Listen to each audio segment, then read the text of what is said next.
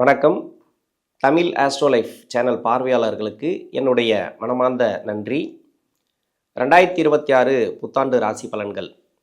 நீங்கள் எந்த ராசி, எந்த நட்சத்திரம், எந்த வயசில் இருக்கிறீங்க, அந்த வயசுக்கு என்ன தசை நடக்குது, அதாவது 16 வயசுலேருந்து 95 வயசு வரைக்கும் உங்களுக்கு என்ன தசாபுத்தி நடக்குதோ அந்த தசாபுத்தி நடக்கக்கூடிய கிரகத்துக்கு இந்த 2026 கோச்சார கிரகங்கள் என்ன மாதிரியான பலன்களை கொடுக்கும், 12 ராசிகளில் இருக்கக்கூடிய ஒவ்வொரு வயதினருக்கும் தனித்தனி தசாபுத்தி பலன்களாக கணித்திருக்கிறேன்.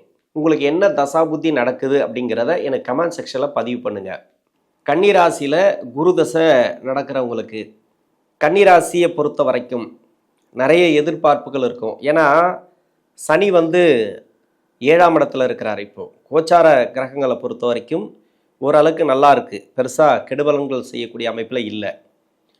தசை சரியில்லைன்னா மட்டும் உங்களுக்கு இப்போ சனி பகவான் 7ஆம் இடத்துல இருக்கும்போது கொஞ்சம் டிஸ்டர்ப் பண்ணியிருப்பார். 6, 7, 8 வரும்போது கொஞ்சம் பிரச்சனைகளை கொடுக்கும். அந்த தசை தான் நல்லா இருக்கா அப்படின்னு பார்க்கணும். கன்னிராசிக்கு குரு தசை நன்மை செய்யுமா?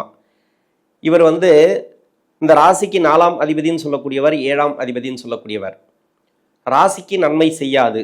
ஆனால் குரு தசை சுபகிரகம், இது சுபகிரகத்துக்கு உண்டான பலன்களை கொடுக்கும். ஆனால் அவயோகம் செய்யக்கூடிய கிரகத்துக்கு உண்டான பலன்களை கொடுக்கும். மறைமுக சுப தொடர்பில் இருந்துச்சுனாக்கா உங்களுக்கு நல்ல ஒரு பலன்கள் அப்படின்னு சொல்லலாம். அவயோக கிரகங்கள் 3, 6, 10, 11 இருந்து தசை பண்ணிச்சுன்னா சிறப்பான பலன்களை கொடுத்துரும். ஆனால் 3ஆம் இடத்துல இருந்துச்சுன்னா இப்போ 4க்கு அவர் மறைஞ்சிருவார். இப்போ 4க்கு மறைஞ்சால் அவரோட வீட்டுக்கு அவர் மறைஞ்சிட்டார்னாக்கா இப்போ வேலை ரீதியாக உங்களுக்கு பிரச்சனைகளை கொடுத்துரும். 6ஆம் இடத்துல இருந்தாலும் 7ஆம் அதிபதினு சொல்லக்கூடிய கிரகம் 6ல் மறைஞ்சாலும் கடனை கொடுத்துரும். திருமண வாழ்க்கையில் ப்ராப்ளத்தை கொடுத்துரும், லேட் மேரேஜ் கொடுத்துரும். இது மாதிரி நிறைய ப்ராப்ளம் இருக்காங்க. அதனால் எங்கே தான் இருக்கிறது, எங்கே இருந்தாலும் சரி சுபகரக நட்சத்திரம், அதாவது அவரே சுபர் தான், வேற ஒரு இந்த ராசிக்கு நல்லது செய்யக்கூடிய கிரகம், யோகம் செய்யக்கூடிய கிரகத்தோட நட்சத்திரத்தில் இருந்து யோகம் செய்யக்கூடிய கிரகத்தோடு இருந்து தசா நடத்தினால் சிறப்பு. அப்படி அமையிறது ரொம்ப கஷ்டம். ஆனால் அந்த அளவுக்கு அமைஞ்சாலும் நல்லது நடக்கும். அமையல்னா கூட இந்த குரு அந்த அளவுக்கு கைவிட மாட்டார். முடிஞ்ச அளவு அவர் அந்த சுபகிரகத்துக்கு உண்டான பலன்களை கொடுத்துருவார். இந்த குரு தசையானது எந்த வயசில் வரும்? இந்த கன்னிராசிக்கு 3 நட்சத்திரங்கள், உத்திரம் நட்சத்திரம், அஸ்தம் நட்சத்திரம், சித்திரை நட்சத்திரம். இப்போ உத்திர நட்சத்திரக்காரர்களுக்கு தசாபுத்தி இருப்புகள் 3 வருஷங்கள் இருந்துச்சுனாக்கா கிட்டத்தட்ட 38 வயசுலேருந்து 54 வயசு வரைக்கும் குரு தசை நடப்பில் வரும். அதாவது உங்கள் சுய ஜாதக தசாபுத்தி இருப்பு 3 வருஷங்கள் இருந்துச்சுன்னா சூரியன் 3, சந்திரன் 10, 13, அதன் பிறகு 7, செவ்வாய் 20, ராகு 38 வரைக்கும் 18 வருடங்கள். அப்போ 38 வயசுக்கு பிறகு 54 வயசு வரைக்கும் குரு மகா தசை. இது உத்திரம் நட்சத்திரக்காரர்களுக்கு. அஸ்தம் நட்சத்திரம், அதாவது 10 வருடங்கள் அந்த தசாபுத்தி இருப்புகள். அதில் முதல் பாதத்தில் இருக்கிறவங்களுக்கு, அதாவது 9 வருடம் இருக்குன்னு வச்சிங்களேன் தசாபுத்தி இருப்புகள்.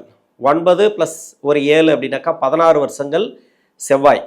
16 + 18னா 34 வயசு வரைக்கும் ராகு. 34க்கு மேலே 16 வருடங்கள் 50 வயசு வரைக்கும் குரு. அப்போ முதல் பாதத்தில் இருக்கிறவங்களுக்கு 34 வயசுலேருந்து ஒரு வருஷம் முன்ன பின்ன வரலாம், 2 வருஷம் கூட முன்ன பின்ன வரலாம். 50 வயசு வரைக்கும் இந்த குரு மகா தசை அப்படிங்கிறது வரும். இப்போ 5 வருடங்கள் தசாபுத்தி இருப்பு இருக்குது அப்படின்னாக்கா 5 + 7 12. 12 வயசுக்கு பிறகு 18 வருடங்கள் ராகு தசை. 12 + 18னாக்கா 30. இப்போ 30 வயசுலேருந்து 46 வயசு வரைக்கும் இந்த குருமகா தசை வரும். இப்போ 4ஆம் பாதத்தில் இருக்கிறீங்க, ஒரு வருஷம் தசாபுத்தி இருப்பு இருக்குது. 1 + 7 அப்படின்னாக்கா 8 செவ்வாய் தசை. 8 + 18 அப்படின்னாக்கா 26, அதாவது ராகு தசை. 26 வயசுக்கு மேலே இந்த குருமகா தசை அப்படிங்கிறது உங்களுக்கு 16 வருடங்கள் வரும். அப்போ 42 வயசு வரைக்கும். சித்திரை நட்சத்திரக்காரர்களுக்கு 24 வயசுலேருந்து, அதாவது 6 வருடங்கள் தசாபுத்தி இருப்புகள் இருந்துச்சுனாக்கா ப்ளஸ் 18னா 24. 24 வயசுலேருந்து 40 வயசு வரைக்கும் குருமகா தசை வரும். எப்படி பார்த்தாலும் இந்த 24 வயசுலேருந்து 54 வயசு வரைக்கும் குருமகா தசை அப்படிங்கிறது இந்த கன்னிராசிக்காரர்களுக்கு வரும். 3 நட்சத்திரக்காரர்களுக்கும் உங்கள் வயசை நீங்கள் மென்ஷன் பண்ணீங்க, உங்கள் தசாபுத்தி இருப்பை நீங்கள் பார்த்துங்க. இப்போ வேலை தேடக்கூடிய நபர்களுக்கு இந்த ஆண்டு 2026 வேலைக்காக முயற்சி பண்ணியிருப்பீங்க. சனி பகவான் வந்து 6ஆம் இடத்துல 2023 வந்திருக்கார். அதாவது 22, 23 அந்த டைமில். இப்போ 7ஆம் இடத்துல இருக்கிறார். சனி பகவானை பொறுத்த வரைக்கும் தசை சரியில்லைனாக்கா 6ஆம் இடத்துலேயே ஆரம்பிச்சிடும். தசை நல்லா இருந்துச்சுன்னா 8ஆம் இடத்துல தான் ஆரம்பிக்கும். இப்போ 7ஆம் இடத்துல தான் சனி இருக்கிறார்.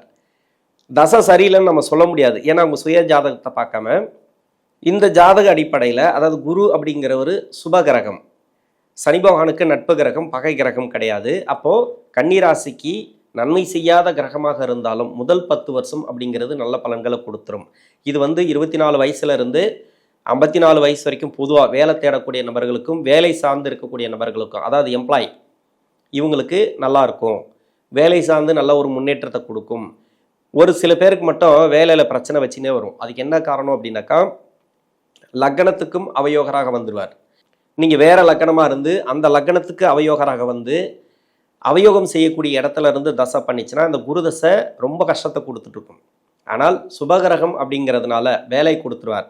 படித்த படிப்புக்கு ஏற்ற மாதிரி வேலை, நீங்கள் எந்த அளவுக்கு முயற்சி பண்ணுறீங்களோ அந்த அளவுக்கு வேலையை கொடுத்துருவார். ஒரு வேலையில் இருப்பீங்க, என்ன ஒன்று வளர்ச்சி இல்லாமல் இருக்கும். ஒரு ப்ரொமோஷன் இல்லாமல், ஒரு மதிப்பு மரியாதை இல்லாமல், மதிப்பு மரியாதை கூட கிடச்சிரும் அந்த ஸ்டாண்டர்டு, அந்த வயசுக்கு ஏற்ற மாதிரியோ இல்லை உங்களோட பொசிஷனுக்கு ஏற்ற மாதிரி ஒரு இடத்துக்கு ஏற்ற மாதிரி மதிப்பு மரியாதை கிடச்சிரும். அது பிரச்சனை இல்லை. ஒரே வேலையில் ரொம்ப நாளாக இருக்கிறது, வெறும் அலைச்சல், வெளியூர் போயிட்டு வர்றது, இல்லை வேலை நிமித்தமாக அலைச்சல், டைமுக்கு சாப்பிட்றது கிடையாது, அது மாதிரி நிறைய மன அழுத்தங்களை இந்த குரு தசை அப்படிங்கிறது கொடுக்கும். அதாவது தசை சரியில்லைன்ற பட்சத்தில் இது பெரும்பாலும் வந்து முதல் 10 வருஷத்தில் இருக்கிறவங்களுக்கு பரவாயில்ல. ஆனால் பின்னாடி இருக்கக்கூடிய 6 வருடம் இருக்கு இல்லையா, அவங்களுக்கு நிறைய கஷ்டங்கள், நிறைய, அதாவது ப்ரொமோஷன்லாம் வந்து ரொம்ப ஈஸியாக கிடைக்காது. முயற்சி பண்ணால் கூட கிடைக்கிறது கஷ்டம், அந்த அளவுக்கு இருக்கும். அதனால் இப்போ 7ஆம் இடத்துல சனி அந்த அளவுக்கு பெரிய கெடுபலன்களை கொடுக்காது. இருந்தாலும் சனி அப்படிங்கிறது வந்து 7ஆம் இடத்துல இருக்கும்போது பின்னாடி இருக்கக்கூடிய 6 வருடத்தில் இருக்கிறீங்கன்னு வச்சுங்க. அதாவது குரு தசை சுக்கிர புத்திக்கு பிறகு இந்த சூரிய புத்தி சந்திர புத்தி எல்லாம் இந்த ராசிக்கு நன்மை செய்யாது. வேற லக்னம் வந்து அந்த லக்னத்துக்கு சுபராக இந்த சூரியன் சந்திரன்லாம் வந்தால் ஓரளவுக்கு பாரபட்சம் பார்க்கும். அதுக்கும் அவயோகராக வந்தா, அதாவது புதனோட நட்பு வீடாக வந்துச்சுனாக்கா, இப்போ சுக்கரனோட வீடு அந்த லக்னம், இல்லை சனியோட வீடு சனியோட லக்னம், இது மாதிரி வந்துச்சுனாக்கா அதுவும் பகை கிரகம் ஆகிடும். இது மாதிரி இருக்கக்கூடிய நபர்கள் கொஞ்சம் கஷ்டப்பட்டுன்னு வருவாங்க. ஏன்னா எல்லாருக்குமே நல்லா இருக்குன்னு சொல்ல முடியாது, எல்லாருக்குமே கெடுத்துருன்னு சொல்ல முடியாது. இது மாதிரி லக்னம் கனெக்ட் ஆச்சுனாக்கா உங்களுக்கு அந்த தசைங்கிறது கொஞ்சம் வீக் ஆகும். 7ஆம் இடத்துல இருக்கக்கூடிய சனி வந்து கொஞ்சம் ப்ராப்ளத்தை கொடுத்துட்டே இருக்கும். திருமணத்துக்காக முயற்சி பண்ணுறவங்களுக்கு திருமண தடைகள் உண்டு. எப்படி பார்த்தாலும் பார்த்தீங்கன்னா, குரு வந்துட்டாரு, குரு தசை நடக்குது, எனக்கு திருமணம் கூடி வரணுமே அப்படின்னு நினச்சிருப்பீங்க. ஆனால் கூடி வந்திருக்காது. நிறைய பேருக்கு வந்து ஸ்ட்ரகிளை கொடுத்துருக்கும். அதுக்கு காரணம் வந்து இந்த குரு தசை தான். இது 7ஆம் அதிபதி தசை நடந்துச்சுனாக்கா, இந்த 7ஆம் அதிபதி தசையில் திருமணத்தை கொடுத்தே ஆகணும்னு கிடையாது. குரு தசை முடிகிற ஸ்டேஜ் இருக்கு இல்லையா, முதல் 10 வருஷம் இருக்கு இல்லையா, அந்த 10 வருஷம் ஸ்டார்டிங், அதாவது தசை ஆரம்பித்து உங்களுக்கு இது வரைக்கும் ஒரு 4-5 வருஷம் போயிடுச்சு, ஒரு 7-8 வருஷம் போயிடுச்சு, எனக்கு இன்ன வரைக்கும் திருமணம் நடக்கலை அப்படின்னாக்கா, முதல் 10 வருஷம் முடியும் போது 11வது வருஷம் ஸ்டார்ட் ஆகும்போது திருமணம் கொடுத்துரும். அதாவது குரு தசை சுக்கிர புத்தியில் கன்ஃபார்மாக முன்ன பின்ன ஒரு வருஷம் முன்ன பின்ன வரலாம். எல்லாருக்குமே கரெக்டாக அந்த டேட்லேயே நடக்காது. அந்த சுக்கிர புத்தி ஆரம்பிக்கிறதுக்கு முன்னாடி இல்லைனா சுக்கிர புத்தி ஆரம்பித்த பிறகு திருமணத்தை கொடுக்கலாம். கன்ஃபார்மாக திருமணத்தை கொடுத்துரும். அதாவது ஆரம்பத்தில் கொடுக்கல அப்படின்னாக்கா அந்த சென்ட்ரு பகுதியில் கூட கொடுக்காது. அதிகபட்சமாக அந்த 10வது வருடம் இல்லை 11வது வருடத்தில் தான் அது திருமணத்தை கொடுக்கும். இப்போ அந்த மாதிரி இடத்துல இருந்தீங்கன்னாக்கா திருமண வாய்ப்புகள் உறுதியாக இருக்குது.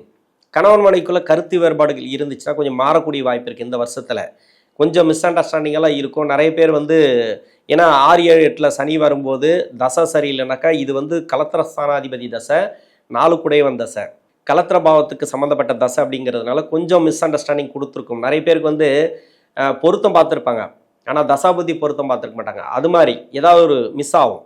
இந்த தசைக்கு அவயோக தசை ஏதாவது ஒன்று நடக்கும், ஆப்போசிட் தசை. இது மாதிரி பொருத்தம் பார்க்காம கட்டிட்டு அவங்களுக்கு வந்து 7.5 சனி ரொம்ப மோசமான டைம் இருந்துச்சுனாக்கா ஒருத்தருக்கு ஒருத்தர் பிடிக்காமல் டைவர்ஸ் வரைக்கும் போகிறது, இது மாதிரியெல்லாம் கொடுத்துச்சு இல்லையா, இதெல்லாம் கொஞ்சம் கிளியர் ஆகும். இப்போ ஏன்னா குரு உச்சமாக வர்றதுனால ஓரளவுக்கு மாற்றங்களை பார்க்கலாம். திருமண ரீதியாக தொழில் செய்யக்கூடிய நபர்களுக்கு குரு தசை ஃபுல்லாகவே நிறைய ஸ்ட்ரகிள் கொடுத்துட்டே இருக்கும். அது எந்த வயசில் இருந்தாலும் சரி, 24 to 54 வரைக்கும் நீங்கள் தொழில் ஸ்டார்ட் பண்ணியிருந்தீங்கன்னாக்கா பெருசாக வளர்ச்சி பார்த்துருக்க மாட்டீங்க. ஏன்னா இது அவயோக தசை, இந்த ராசிக்கு நன்மை செய்யாது. தொழிலெல்லாம் வந்து பார்த்தீங்கன்னாக்கா ரொம்ப கஷ்டத்தை கொடுத்துரும். பார்த்து உஷாராக பண்ணணும். ஒன்று உங்கள் பேரில் பண்ணுறது நல்லதில்லை. என்னை பொறுத்த வரைக்கும் வீட்டில் யாராவது இருந்தாங்கனாக்கா அவங்களோட பேரில் மாற்றிட்டு பண்ணுறது, அதாவது சரியில்லைண்ணா, சரியாக இருந்தால் ஓகே. ஆனால் வேற ஒரு லக்னமாக வந்து அந்த லக்னத்துக்கு யோகராக வந்துட்டான்னு வச்சுங்களேன், இந்த குரு தொழில் ஓரளவுக்கு பரவாயில்ல, பிக்கப் ஆகின்னு இருக்கும். ஒரு நாள் நல்லா இருக்கும், ஒரு நாள் கொஞ்சம் கம்மியாக இருக்கும். அப்படி அப்படியே கொஞ்சம் பேலன்ஸில் வந்துடும், ஓரளவுக்கு அப்படியே போயிடும் அந்த தொழில் செய்யக்கூடிய நபர்கள்.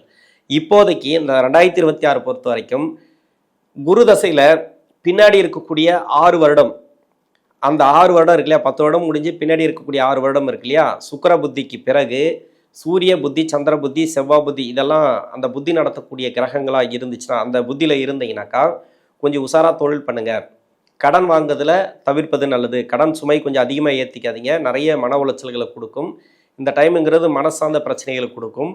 மணி எங்கேயாவது கொடுத்தீங்கன்னா வராது, வாங்கினா கொடுக்க முடியாது. பார்த்து தொழில் பண்ணுங்கள், தொழில் செய்யக்கூடிய நபர்கள். ஏன்னா அந்த குருதசை அப்படிங்கிறது நன்மை செய்யும் அப்படின்னு சொன்னால் கூட சனி பகவான் வந்து அந்த அளவுக்கு நன்மை செய்யாது.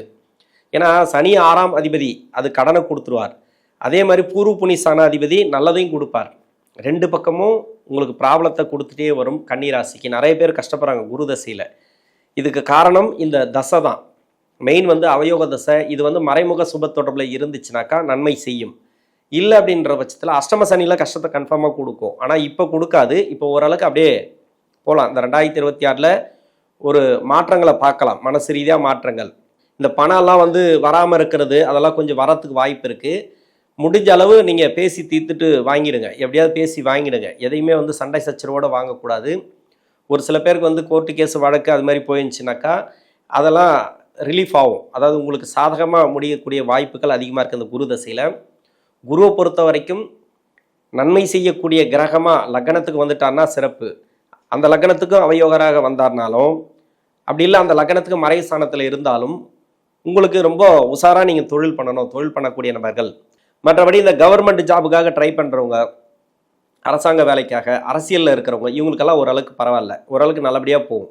இப்போ கவர்மெண்ட் ஜாபில் இருக்கிறவங்களுக்கும் சரி, இப்போ ஐடி துறையில் இருக்கிறவங்களுக்கும் சரி, இந்த குருதசை ஓரளவுக்கு நல்லபடியாக போகும். அதாவது வேலையில் கொஞ்சம் ஸ்ட்ரகிள் அப்படி இப்படி முன்ன பின்ன இருந்தால் கூட ஓரளவுக்கு சமாளிக்கக்கூடிய தன்மை கொடுத்துரும். வேலையில் இருக்கிறீங்க, நல்லா ஸ்ட்ராங்கான வேலையில் இருக்கிறீங்கன்னா 4ஆம் அதிபதி ஸ்ட்ராங்காக இருக்கும். 4ஆம் அதிபதி தான் இவர் தானே. இப்போ வந்து ஆட்சி உச்சத்தில் இருந்தால் ஸ்ட்ராங் சூப்பராக இருக்கும். அதாவது வேலையை கொடுத்துருவார், நல்ல வேலையை கொடுத்துருவார். ஆனால் குடும்ப வாழ்க்கையில் கொஞ்சம் நெருக்கடிகளை கொடுக்கும். ஏதோ ஒரு மனநிலை கொஞ்சம் லேசாக இருக்கிற மாதிரி, கொஞ்சம் பிரச்சனையில் இருக்கிற மாதிரி, ஏதோ ஒரு மன அழுத்தம் அது மாதிரி கொடுக்கும். அப்பப்போ மருத்துவ செலவு, ட்ரீட்மெண்ட் எடுக்கிற மாதிரி, சும்மா தேவையில்லாத இது கொடுக்குற மாதிரி இந்த ஆண்டில் அமையலாம். அதனால் இந்த குருதசையில் இருக்கக்கூடிய நபர்கள் பெருசாக ஃபீல் பண்ண தேவையில்லை, நல்ல ஒரு மாற்றங்களை எதிர்பார்க்கலாம். உங்களுக்கு ரொம்ப கஷ்டமாக இருந்ததுனாக்கா சுய ஜாதகத்தை செக் பண்ணுறது நல்லது. இல்லை அப்படின்ற பட்சத்தில் ஓரளவுக்கு நல்லபடியாக போகுது அப்படின்னாக்கா நல்லபடியாக தொழில் பண்ணுங்கள். வேலையில் எந்த ஒரு முடிவும் எடுக்காதீங்க இப்போதைக்கு. ஏன்னா வேலையை மாற்றுறதோ இடம் மாற்றுறதோ, ஒரு வேலையை விட்டுட்டு இன்னொரு வேலை நீங்கள் தேடணும் அப்படின்னாக்கா அந்த வேலை கிடைச்ச பிறகு இந்த வேலை விடுங்க. வேலையை விட்டுட்டு வேறு வேலை தேடாதீங்க. இது கொஞ்சம் பிரச்சனைகளை கொடுக்கக்கூடிய தசை. அதனால் மற்றபடி கன்னிராசியில் இருக்கக்கூடிய 3 நட்சத்திரக்காரர்களுக்கும் தசாபுத்தி ரீதியாக இந்த குரு பகவான் 2027 நல்ல ஒரு மாற்றங்களை கொடுப்பார். நன்றி.